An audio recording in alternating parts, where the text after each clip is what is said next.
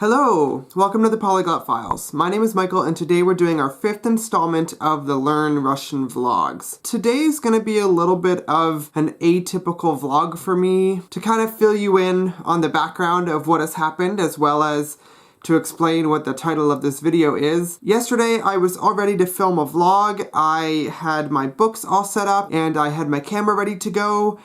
And I just didn't feel like it. In fact, yesterday was a pretty rough day for me and Russian in general. I had spent almost the whole day working and I had given myself 2 or 3 hours in the evening to film a Russian vlog and to get down to work with Russian, and I actually had an introduction filmed, and then as I started delving into the work of Russian, I actually started to get pretty upset. I was finding that the things that I had learned weeks before wasn't sticking. I couldn't recall any of the previously studied vocabulary. I was having trouble with the palatalized consonants, which have seemed to plague me since the beginning of these Russian vlogs. And I also was just getting really frustrated at the simplest things. And it got to a point yesterday where I actually questioned whether I wanted to do this anymore. Now I know that sounds dramatic. There are like way bigger problems in the world, but I was at a point yesterday where I really wanted to give up Russian because I was just finding it very hard. Not only really hard to study, but also find an efficient way to practice. For those who don't know, I live in Canada. I live in a city that is kind of like a suburb of Toronto, and there's not really an opportunity for me to practice Russian outside of the 4 walls of my bedroom. So then take that fact and put it on top of the fact that I just wasn't really feeling like I was retaining anything in Russian,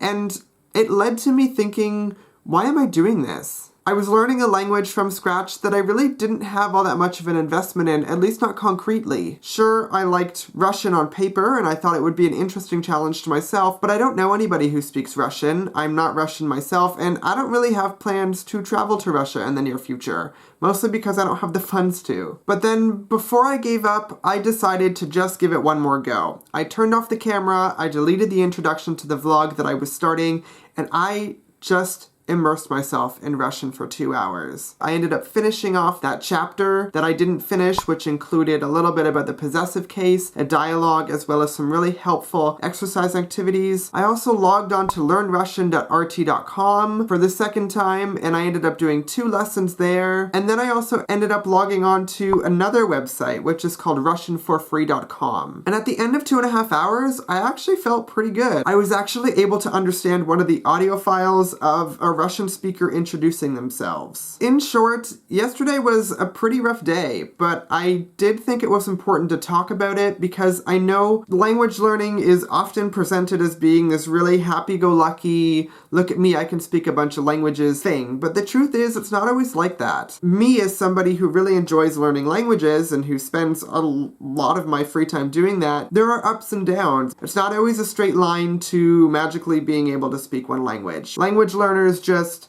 don't wake up in the morning and have a target language downloaded into their brain. And also, it's not always happy. There are days when I just don't feel like learning a language. Because in fact, I was feeling that way yesterday. I opened up my Russian textbook, I started the camera, and I just wasn't feeling positive about it. But at the same time, I don't think it is a good idea to give up. With the experience I've just shared, I hope that it inspires somebody who is on the verge of giving up to not give up. Because even though it's not always sunshine and rainbows, I think the end result is a positive one. And it makes the self-doubt worth it in the long run.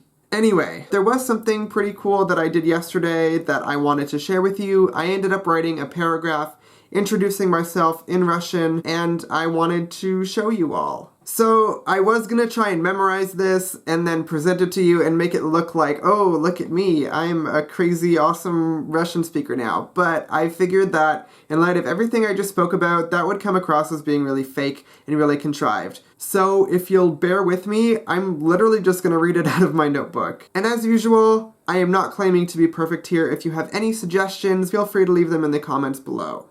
Привет, меня зовут Майкл, я из Канады. Мой папа Италии, и его зовут Марио. Моя мама Италии и Франции, и ее зовут Кристин. У меня есть брат, и его зовут Мат. Дома мы говорим по-английски, но говорю по-французски, по-итальянски, по-немецки и по-африкански. Ja izuchają ruski. Okay, so I hope that this has been a good enough update. I know it's not my regular Russian vlog video that I do, but I really just wanted to share with you what had happened. As usual, if you like this video, please be sure to like, comment, and subscribe, and definitely share. You can also check me out on social media. I have a Twitter account, an Instagram account, and I just recently made a Facebook account, so feel free to get over there and give me a like. And yeah, thanks for watching the Polyglot Files. I'll see you next time.